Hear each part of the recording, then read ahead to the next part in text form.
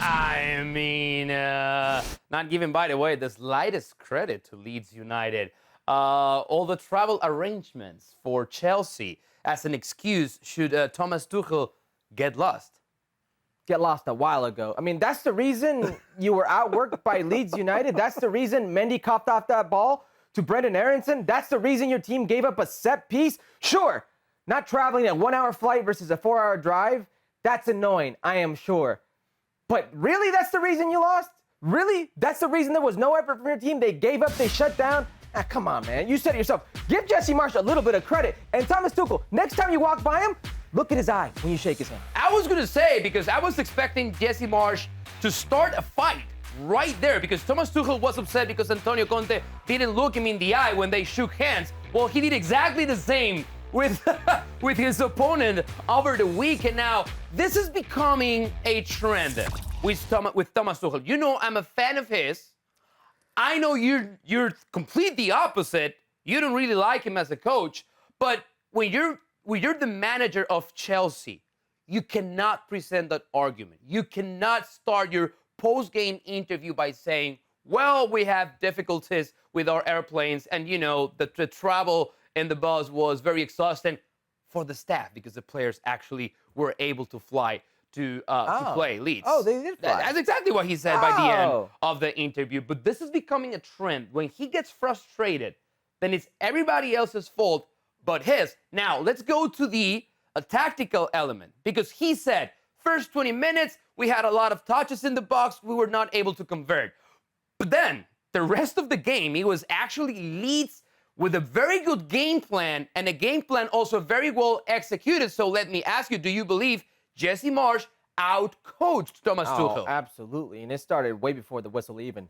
Before the kickoff, before they even gave a whistle, it was Jesse Marsch questioning whether he should be on the sideline. That was excellent. Great He move, was already playing mind games. Jesse Marsch knows exactly what he's doing. Jesse Marsch knows what he's doing when he's calling it soccer instead of football, when he's questioning the press, when he's putting more pressure on Thomas Tuchel. He knows exactly what he's doing when he presses Mendy, when he presses that back line, the moment that Chelsea is living.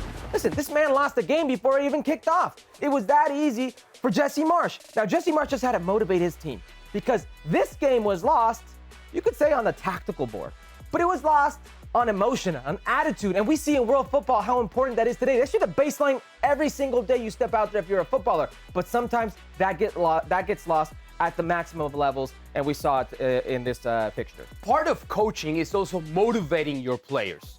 This wasn't an easy week for Chelsea for many reasons. And I know this has been a very, very good start for Leeds, right? Yeah. Still unbeaten. But let's not forget this. Leeds lost their two best players of last season.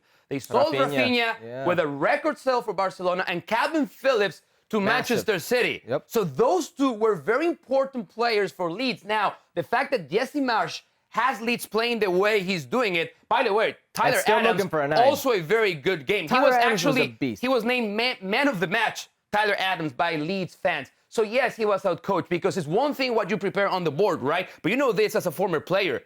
In-game adjustments. What happens when plan A doesn't go accordingly to what you expected? Chelsea had a chance to adjust, and he never did it. No, and he's still waiting for a goal from those attackers. Say what you will, but you could talk about Thomas Tuchel and the pedigree or whatnot. What he's least known for is man managing. There's always an issue with the player, whether it was Lukaku or whether it was no, not Werner. Timo Werner. Thank you, sir. Yeah. Whether Timo Werner, ZH, Hudson-Odoi, whoever you want, there's always an issue with an attacker. Now, Christian Pulisic. Thanks so much for watching ESPN on YouTube. And for more sports highlights and analysis, be sure to download the ESPN app. And for premium content and live streaming, subscribe to ESPN Plus.